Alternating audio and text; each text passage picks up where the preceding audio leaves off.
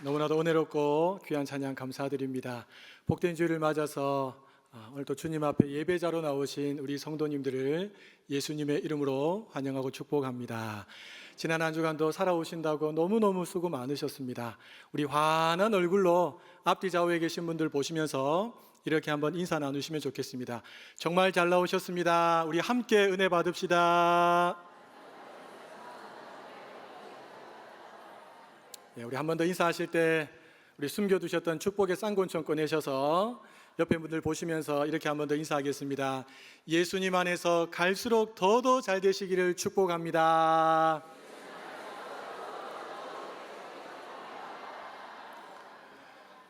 오늘은 우리 조금 전에 세례식이 있었고요. 이제 잠시 뒤면 성찬식이 있습니다.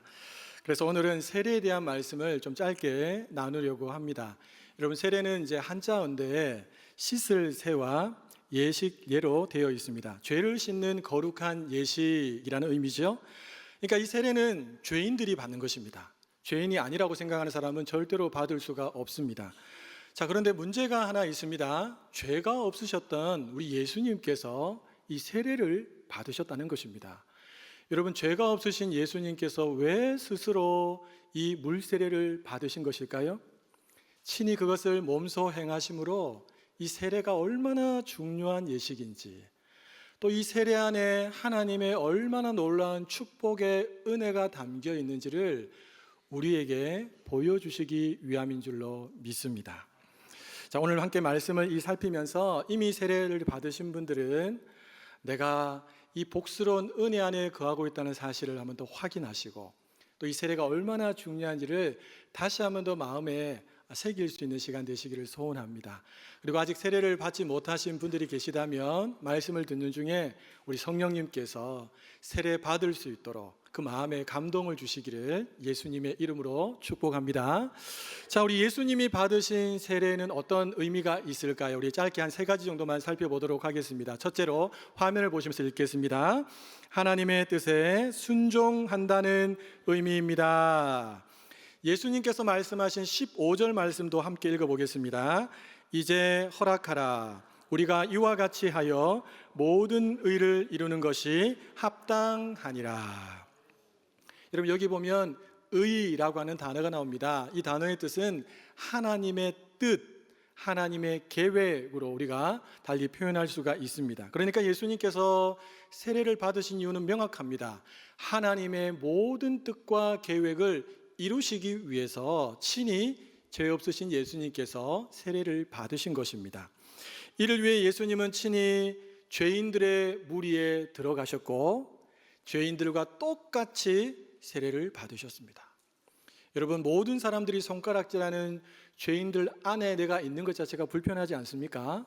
죄인 취급받는 것은 더 불편합니다. 그런데 예수님은 친히 하나님의 뜻을 이루시고자 그 자리에 나아가고 세례받는 것을 전혀 거리낌 없이 하셨다는 것입니다. 사랑하는 여러분, 예수님의 이 순종은 결코 쉬운 순종이 아닙니다.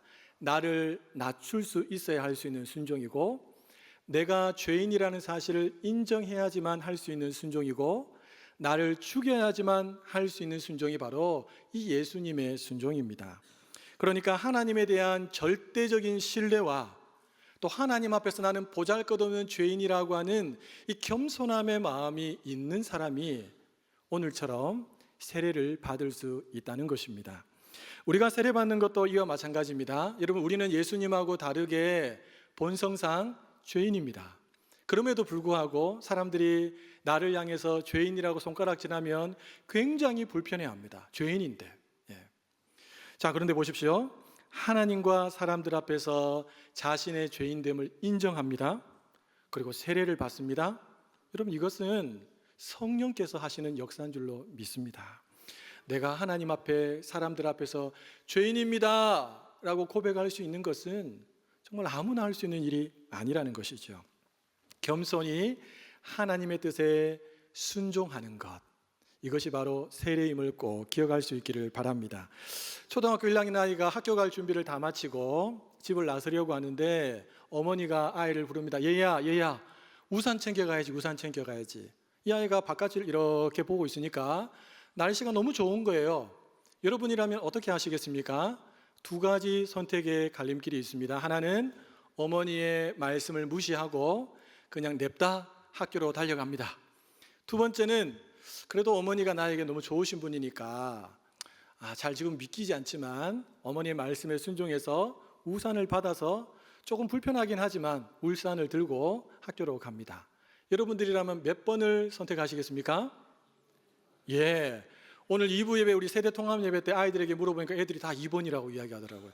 얼마나 집안에서 부모님하고 신뢰관계가 잘 되어 있는지 깜짝 놀랐습니다. 이 아이는 2번을 선택했습니다. 지금 당장 날씨를 봤을 때는 비가 오지 않을 것 같은데 어머니를 향한 신뢰의 마음을 가지고 어머니의 말씀대로 우산을 들고 간 겁니다. 자, 근데 웬걸요? 학교에 가니까 친구들이 야, 이렇게 좋은 날 왜 우산을 들고 왔냐고 애들이 비웃기 시작합니다.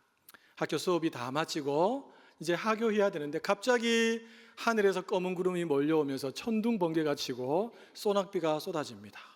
조롱하던 친구들은 다 발을 동동 구르고 있는데 이 친구는 우산을 친구들 앞에서 활짝 펼치고 당당하게 집으로 안전하게 귀가했다고 합니다. 여러분, 우리가 세례받는 것도 이와 마찬가지입니다. 다 이해되지 않습니다. 어떻게 하나님의 뜻을 우리가 다 이해할 수 있습니까? 그러나 하나님이 우리에게 명하셨기 때문에 아멘, 나는 죄인입니다 라고 인정하면서 받는 것이 바로 세례라는 것입니다. 그럴 때 하나님은 우리에게 기쁨도 주시고 평안도 주시고 우리 앞길도 열어주시고 더 크게 아멘이 나오셔야 되는데 영광 가운데 우리의 걸음들을 주장하시고 인도하여 주실 줄로 믿습니다. 자, 저를 한번 따라해 주시기 바랍니다. 세례는 하나님을 향한 순종의 첫걸음입니다. 네, 여러분 꼭 기억할 수 있기를 바랍니다. 자, 예수님이 받으신 세례는 어떤 의미가 있을까요? 우리 둘째 같이 한번 읽어보겠습니다. 하나님의 자녀임을 공적으로 선포하는 의미입니다. 16절과 18절 말씀을 보시면 예수님께서 세례 요한에게 세례를 받으십니다. 물속에 깊이 잠깁니다. 그리고 물속에서 다시 물 밖으로 머리를 들고 나오는데 하늘문이 환하게 열리고 그 하늘에서 성령이 비둘기같이 임하시면서 예수님 머리 위에 임하십니다. 동시에 하늘에서 이와 같은 소리가 들려옵니다. 이는 내 사랑하는 아들이요 내 기뻐하는 자라. 누구의 음성일까요? 맞습니다. 하나님의 음성이 들려왔습니다. 사랑하는 여러분, 세례는 하늘문이 열리고 하나님께서 친히 그 세례받는 사람을 향해서 너는 내 사랑하는 아들이야, 내 기뻐하는 딸이야 라고 하나님께서 선포해 주시는 시간인 줄로 믿습니다. 동시에 세례는 그 세례받는 그 사람이 내가 바로 하나님의 아들입니다, 내가 바로 하나님의 딸입니다, 내가 비록 보잘것없지만 내가 오늘 이 순간부터 하나님의 아들로 딸로 살겠습니다 라고 하는 선언과 고백인 줄로 믿습니다. 여러분, 세례는 내가 사랑하는 저 여인과 결혼하기 위해서 받는 것이 아닙니다. 세례는 크리스찬 직장에 내가 들어가기 위해서 한 가지 조건으로 받는 것도 아닙니다. 믿음의 직장 상사에게 잘 보이려고 세례 받는 것도 아닙니다. 여러분, 세례는 마귀의 종에서 하나님의 자녀로, 마귀의 종에서 하나님의 자녀로 신분이 완전히 변화되는 것이 세례입니다. 그러니까 이것은 받을래 말래 이거 아니라 무조건 받아야 합니다. 무조건. 저를 한번 따라해 주시기 바랍니다. 세례는 내가 하나님의 사람이라고 선포하는 것입니다. 그래서 제가 더 큰 소리로 대답하라고 말씀드린 겁니다. 공동체 앞에서 여러분의 신앙을 고백하시라고, 제대로. 자, 예수님이 받으신 세례는 어떤 의미가 있을까요? 우리 복습해 보겠습니다. 첫째, 둘째, 마지막 셋째, 새로운 사명의 출발선이라는 의미입니다. 사랑하는 여러분, 예수님의 공생의 사역은 언제부터 시작했을까요? 예, 맞습니다. 세례 받으시면서부터 예수님의 공생애 사역이 시작됐습니다. 성령께서 이 예수님을 갑자기 광야로 이끌고 가십니다. 거기에서 우리 예수님은 마귀에게 3가지 시험을 받으셨고 3가지 시험 다 하나님의 말씀으로 능히 승리하셨지요.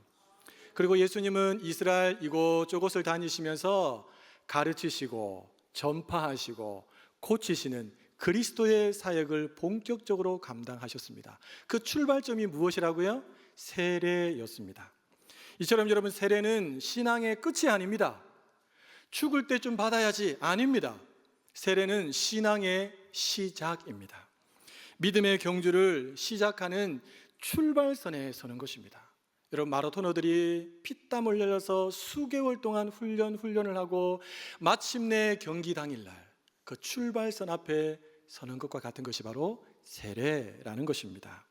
세례는 본격적인 신앙생활과 하나님께부터 받은 그 사명을 시작하겠다라고 하는 의미라는 것이죠. 저를 한번 따라해 주시기 바랍니다. 세례는 거룩한 삶을 향한 출발선입니다. 아멘이십니까? 사랑하는 여러분, 예수님께서 왜 세례를 받으셨습니까? 첫째로, 예수님께서 세례를 받으신 이유는 하나님의 뜻에 순종하기 위함이고, 둘째로 하나님의 자녀로 선포하기 위함이고, 셋째로 새로운 사명을 시작한다는 것을 보여주기 위해서였습니다. 우리도 마찬가지입니다. 세례는 순종의 첫 걸음이요, 하나님의 자녀임을 선포하는 것이요, 내가 이제 주를 위해서 살겠노라 하는 사명의 시작점 앞에 서는 것입니다. 이미 세례를 받으신 분들은 세례 받은 자답게 순종의 삶을 사시기를 축복합니다. 하나님의 자녀답게 사시기를 축복합니다. 사명자로 당당히 주님과 함께 앞으로 또 앞으로 나아갈 수 있기를 축복합니다. 아직 세례를 받지 못하신 분들이 있다면 오늘 이 세례의 의미를 마음에 새기시고 빠른 시일 안에 여러분 잘 준비하셔서 여러분 세례를 받을 수 있기를 예수님의 이름으로 축복합니다.